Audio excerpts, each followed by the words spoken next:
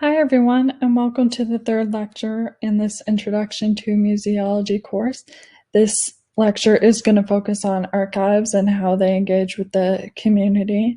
I wanted to do this lecture shortly after I did the National Museum lecture because I feel like themes of how you as an individual can get different experiences from archives and museums will become apparent today, and I feel like you can understand your national heritage or your personal heritage from experiences in archives as well as you would in a national museum, like I highlighted last week.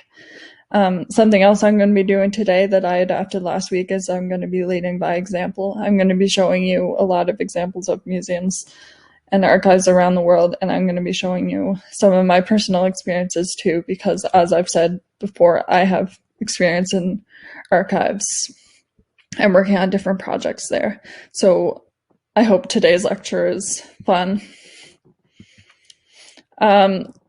Libraries and museums and archives are part of a larger sector known as the GLAM sector. So GLAM, galleries, libraries, archives, and museums. I don't have as large a background in libraries, so I won't be talking about that as much today, but it does become apparent because archives and museums and libraries, they are almost always situated in similar areas in a city. I know in the museum I worked in, the archives were connected to the museum, so they sort of encourage each other, and they are in conversation with each other all the time. This is what it means in this passage when it says that libraries, archives, and museums are natural partners for collaboration and cooperation. Sometimes this can be deliberately. Libraries, archives, and museums, they try and support each other, but sometimes the research and what comes out of libraries, archives, and museums are similar without even trying. So yeah, these visits are called GLAM visits, and they try and promote a better understanding of your role in the community and a better understanding of your national identity. Yeah, these are increasingly important qualities in an increasingly diverse world. Maybe you'll remember in the last lecture I talked about how archives and museums, they try and accommodate different points of view, and they try and accommodate different backgrounds. So this is something that libraries and archives and museums that they try and do. Specifically for archives and museums, I tried to highlight ways in which they're similar and ways in which they're different. So I came up with this little table. Archives manage groups of work and focus on maintaining a particular context for the overall collection. Something you'll find in archives is that archivists will collect and acquire things that may not be relevant at a particular time, but would be relevant in the future. So archives are long-standing documents. So the importance value can come with supporting a particular idea, but they also come with how extensive they are. So yeah, archives are often very extensive, and you often have to spend a lot of time, searching through these, and they may become relevant later when, say, a particular political idea comes up in the world, or, you need to research a certain history, something like that. Museums are more object specific. So museums, they try and support cultural ideas and collective ideas. So you can support these ideas with one object. You can do that more so than you can do with archives. Archives do sometimes collect objects, but it depends. Archives do not collect large objects. That's more museums. Sometimes, I know when I worked in the Museum of Scottish Lighthouses, you would sometimes see little objects in the museum archives, such as like pins or something like that. It often depends on if you have the space or something like that. I sort of highlighted this earlier. Archives tend to be research-driven. They are accessible often by appointment in non-public spaces. So what this means is in a specific collection, archives do have all the information available. So if you're looking for something specific, it probably is there, but it's more you have to be willing to spend the time to find it. Archives will have extensive collections, so yeah, it may take a long time to find what you're looking for, but if you're driven, then yeah, what you'll find will probably come up. Museums, on the other hand, are curator-driven. Unless you make a specific appointment in museums to see a specific object, objects will often be grouped in areas that support, or with objects that support a similar idea. So if you're starting to see a similar theme from an object, it might be because the curator wanted you to see this specific theme. Whereas, yeah, archives, you in your head would have something you want to argue, but you have to find the documents or the objects to support that idea.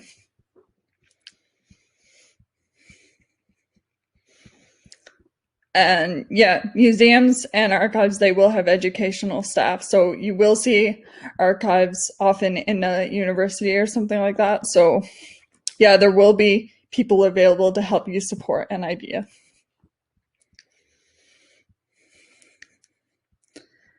I highlighted this earlier too, long-term value. So you can collect things in an archives that may be relevant in the future. Like, for example, I hate to bring this up, but COVID-19, you could collect things right now that are relevant to COVID-19 that would be relevant years later to the historical memory of COVID-19. So I don't know, maybe you would find a lot of things related to COVID-19, but that would be more relevant years later when it's been years since this COVID-19, or I don't know what's going to happen. Yeah, providing experiences where visitors can make connections between content and ideas. I think this is really important for museums because museums are often very situational. As I mentioned last week, museums, you can be in the area where a specific event happened, and that situational context would lead you to think about specific things. Archives, you're usually in a research room and you're looking at these documents. So that in itself is an experience, but it would be different from a museum where it's often you're in a grand institution, or like I said, you're in the context where such an event happened. So that's kind of different. Archives, you're often separated, and yeah, like I said, you're left to yourself. Archives personal research. Something very different about archives is that you can research your own personal history or your own family history. Archives will very often have genealogical sections. So say you're interested in finding out about your last name or something like that, that's something that you could find in archives. Museums, I would say that's more community related, or more like heritage related, or more related to larger ideas. And yeah, they both serve as memory institutions for a culture. So this is where they connect. So this is where I'm going to get to specific examples of archives. One I wanted to highlight is the Shanghai Municipal Archives. From what I was reading about the Shanghai archives, it's situated in a specific area of Shanghai where there are a lot of historical monuments. So you are sort of situationally in a context where you might see what you're looking at in the archives. Something we can look at that I've talked about before is the type of archives in this digital collection. So public garden, Chinese garden, a document of the park. These are all very much related to a community and related to institutions. So you'll often find archives are more connected to a certain building or to a certain place. So yeah, this is what I found about the Shanghai Municipal Archives. Something I want to highlight too is that the Shanghai Municipal Archives is very accessible online. I have a later class devoted to online collections, so we'll talk more about this, but something that archives are adapting these days is making sure that these collections are available online. As I've said before, archive research is very personally driven, so this would make archive research easier because you don't have to, set apart a certain amount of time to go to the place and be in a room and look at these archives. It's more at your leisure. So that's something that digital collections offer. So yeah, this is one example of archives. Another one I thought was relevant was the Museum of London Archaeological Archives. This is the world's largest archaeological archive. Something about the Museum of London, I don't know why I keep saying it like that, Museum of London Archive, is that there's a specific collection devoted to the lives of Londoners. So this collection is something, as I've talked about, that would become more relevant years later. You could see how the lives of Londoners change over time. Something about this image I wanted to say is how much material there is in archives. So as you can see, if you're looking for a specific name or something like that, it would be a lot to look through all these archives, especially if you're exploring archives with somebody gathering these archives for you. So often you'll go into an archives and you'll have to ask for a specific box or a specific book. So this would take a lot of time if all you're looking for is a name or something like that. Also at the Museum of London Archives, there's a Sainsbury archive. This is something I talked about earlier. Archives can relate to an institution or a specific identity. So in this case, it's very specific because it relates to Sainsburys, which is a grocery store in the UK. So you can see how diverse and how specific archives can be. 150 years of Sainsburys, that would be a lot to look at. I don't know what people would be looking for in archives specifically, but say you're looking for a name or you're looking for a specific food or something like that, that would be a lot to look at in the archives.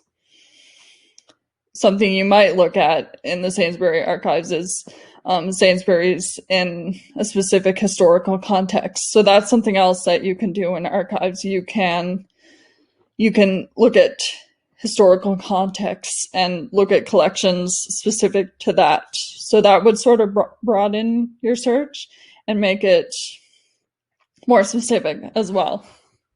So right now you're looking at the Library of Congress online website. Something I thought would be worthwhile to do is look at a couple of online collections and see what you can find there, because online collections often try and mirror the physical collections. So the Library of Congress, you can see here, you can find things related to the history of America, like Abraham Lincoln papers at the Library of Congress, or something specific like specific cultural identity, African American band, music and recordings. So that's specific to music and recordings. It's not just the specific people African American. It's specific again to museum and recordings. You can find something related to Ainu and Izaki. So yeah, this is related to a specific period in time. Yeah, a lot of different things you can find. Musical records, Amazing Grace. So something you might find here, because it's Library of Congress, everything in this collection relates to the grand idea of an American national identity, but it's all very specific, like I was saying. So specific group of people, specific identity, specific music, something like that. Another thing I want to talk about, American history, like I said, or you can look at war. There's a lot of war archives. I know in Canada we have a lot. Art and architecture, social history. So I've mentioned social history a lot in these lectures. So social history, you can be specific there.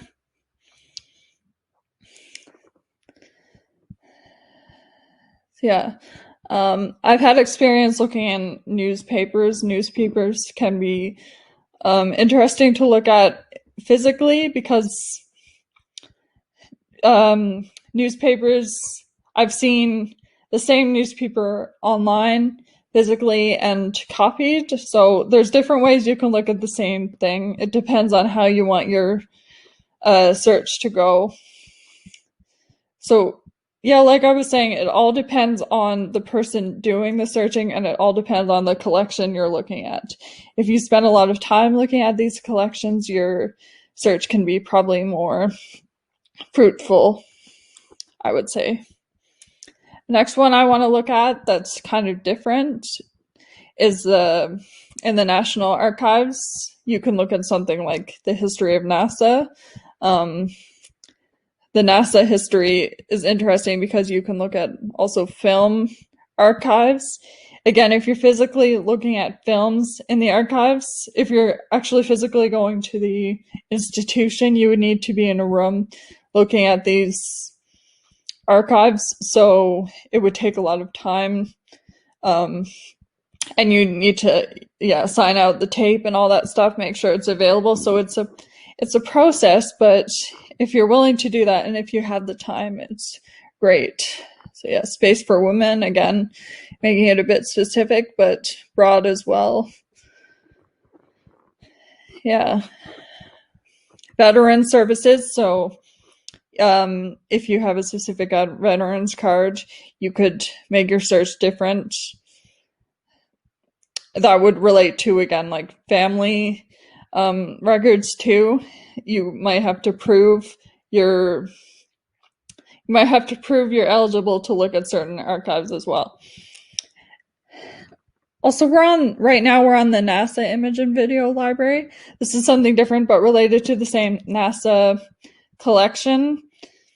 Something you'll find is, again, you have to be specific. An example I'll do, just really general, is stars, just to see what comes up. So yeah, you can see stars, obviously, but you can also see that when you look at something in this way, you'll find that everything that comes up with the stars, An Evening with the Stars, or yeah, all of these look like Evening with the Stars. You just have to be specific and look at the specific collection you're trying to find. Like if you're trying to find pictures of stars, you might want to be specific. Something else you could search is, I don't know, Neil Armstrong. Because this is NASA, that specific search would come up with a lot of results. So you can find historical records, or you can find related to events or something like that.